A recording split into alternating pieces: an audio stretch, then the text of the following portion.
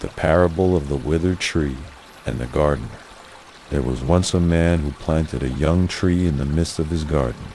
The tree was strong and full of promise, with deep roots and branches that reached toward the sky. The man watered it daily and watched it grow, and soon the tree began to bear fruit. But as time passed, the man became distracted by a bright, glowing device he carried in his hand. He would spend hours gazing at it, losing himself in the endless messages and images that it showed him. Day after day, he forgot to water the tree and neglected to tend to its needs. Though he could see the tree withering, he reasoned that he would take care of it later, when he had finished with his device.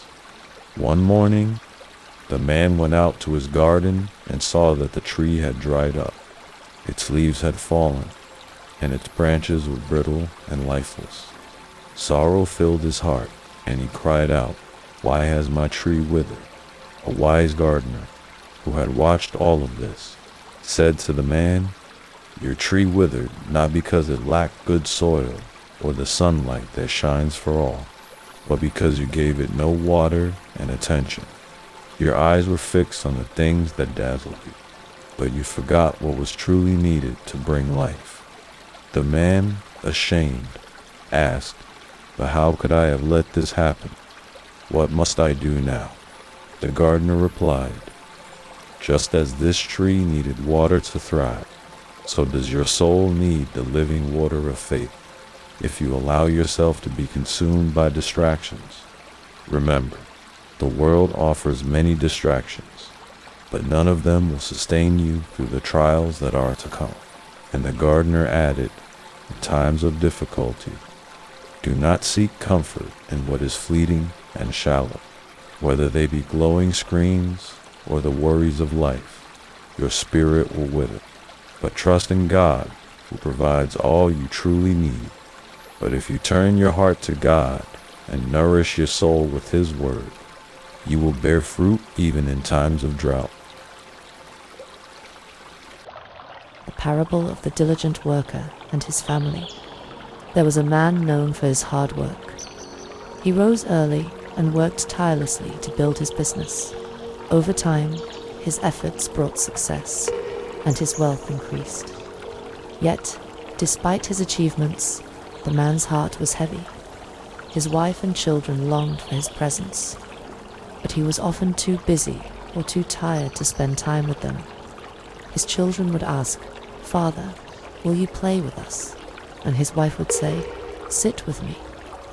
But the man would always answer, "I must work to provide for you. I will have time later when all is done."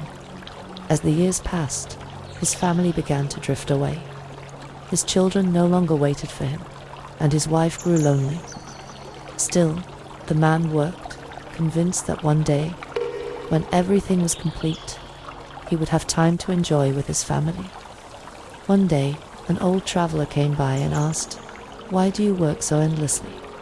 The man replied, "I work for my family, to provide a good life for them." The traveler looked at the man's barns overflowing with goods and said, "But where is your family? I do not see them here with you."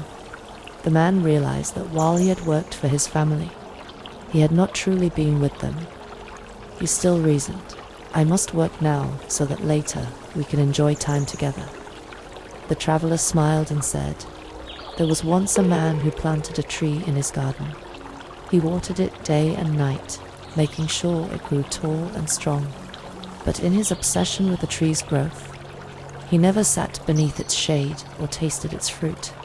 When the man grew old and finally came to sit beneath the tree, he found its branches brittle and its fruit sparse.